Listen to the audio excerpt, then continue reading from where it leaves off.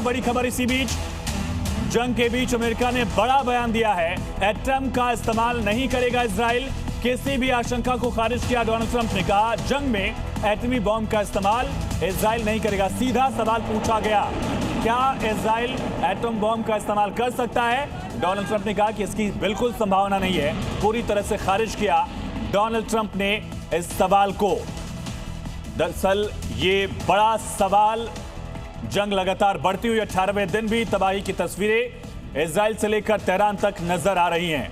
और ईरान के खिलाफ जंग छेड़कर अमेरिका अपने ही हाथ जला बैठा है।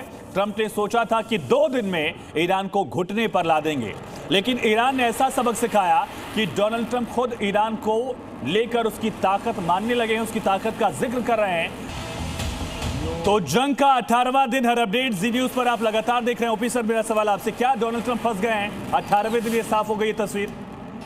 ये तो मैं नहीं कहूँगा फंस गए हैं, लेकिन जो उन्होंने उम्मीद की थी ठीक उसका उल्टा पड़ा। इन्होंने सोचा था कि भाई जिस तरीके से अगर हम इनके सारे डिस्ट्रक्शन टॉप लेवल्स को डिस्ट्रॉय कर देंगे तो कोई लड़ने के लिए तैयार नहीं हुआ। लेकिन फिलहाल ये फंस चुके हैं, बिकॉज इनहेरेंट जो स्ट्रेंथ थी ईरान की, इनको मालूम नहीं था कैसे रिएक्ट करेंगे। मैं हॉर्मुज पर डायरेक्टली आना कोशिश करूंगा कि हॉर्मुज का जो है 6 किलोमीटर का जो बीच में वेथ है जहाँ से शिप गुजरती है, श्याम कुमार साहब ज़्यादा बताएंगे, वो उनके पास है, 20 किलोमीटर की है। और जो टरेन है वो टरेन हॉर्मुज के पास है, ईरान की ऐसी टरेन है कि उसमें अपनी fast moving boats, missiles, rockets कहीं भी छिपाए जा सकते हैं।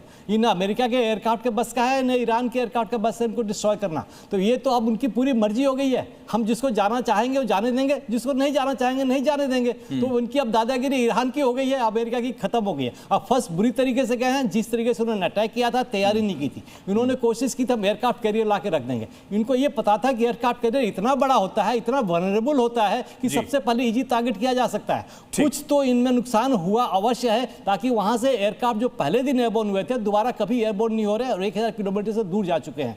ये तो इनकी मजबूरी है। अब सामने दिखा भी रहे हैं कि नाटो देश को कहा तुम भी आ जाओ, जापान तुम भी आ जाओ, चीन तुम भी आ जाओ। नाटो वाले कह रहे हैं हमारा तो डिफेंसिव ऑर्गेनाइजेशन है, हम तो लड़ने के लिए तैयार ही नहीं थे, हम क्यों लड़े इसको? ये वॉर। और सवाल ये भी कि क्या सर नेटो को भरोसे में लिया डोनाल्ड ट्रंप ने, जो कि लगातार खारिज किया जा रहा है कि नेटो कंट्रीज को शायद बताया भी नहीं गया कि वो इस लेवल का अटैक करने वाले हैं।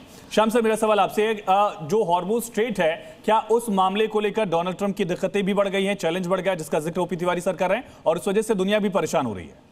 देखिए, ऐसी कोई बात नहीं है। बिल्कुल सोची समझी नीति की तरह 11 एयरक्राफ्ट कैरियर के साथ लगातार मैरीटाइम वॉरफेयर में एक्सपीडिशनरी फोर्सेस को मौजूद रखते हुए अमेरिका इतने सालों से कई लड़ाइयां लड़ चुका है, और कहीं भी वो जाता है तो पूरी सोच समझ के साथ जाता है। इसमें टाइम लगता है। हॉर्मुज के बारे में पहले उसको यूएसएस रॉबर्ट उसका माइन से टकरा चुका है। 18 अप्रैल की घटना आपको पता होगी, 88 की 14 अप्रैल को जब माइन टकराया था, उसके बाद उसने पूरी तरह से पीटा ईरान के नेवी को 18 अप्रैल को ऑपरेशन करके, और तब इराक ईरान वॉर बंद हुआ था। तो अमेरिका को क्या पता नहीं है इस जगह के बारे में? ये किल बॉक्स है।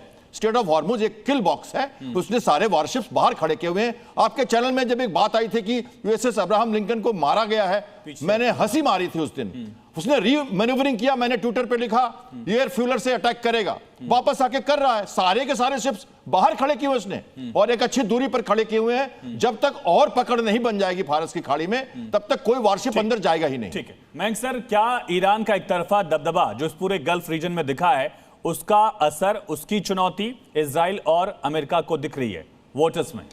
देखिए, ईरान इस समय जो अटैक कर रहा है वो अटैक तो कर रहा है, लेकिन हैरेसिंग अटैक हो रहे हैं उसके। उससे नुकसान बेशक ना हो, लेकिन परेशानी हो रही है। फॉर एग्जाम्पल, जब इसने युद्ध शुरू किया था इजराइल और अमेरिका ने, तब ईरान ने काउंटर मारा था, करीब करीब मान के चलिए 100 मिसाइल हर रोज मार रहा था इजराइल के ऊपर। अगले दिन उस मिसाइल की संख्या 50 हो गई घट के, और 4 दिन के बाद में वो घटकर हर 3 घंटे में 2 मिसाइल। कल तक की स्थिति यह है कि वो केवल 1 मिसाइल फायर करता है अगले 2-3 घंटे में। होता क्या है कि ईरान के ऊपर जो प्रेशर है, उस प्रेशर को रिलीज करने के लिए हिजबुल्ला जो है वो नॉर्थ से रॉकेट फायर करता है। होता क्या है कि हिजबुल्ला और ईरान के बीच में इस समय डायरेक्ट तालमेल नहीं हो रहा है। जैसे ही मिसाइल फायर होती है ईरान से, सूचना जाती है हिजबुल्ला को, और हिजबुल्ला जो है वहां से कोऑर्डिनेटेड अटैक जो है वो मिलकर करने की कोशिश कम से कम यहां पर की जा रही है।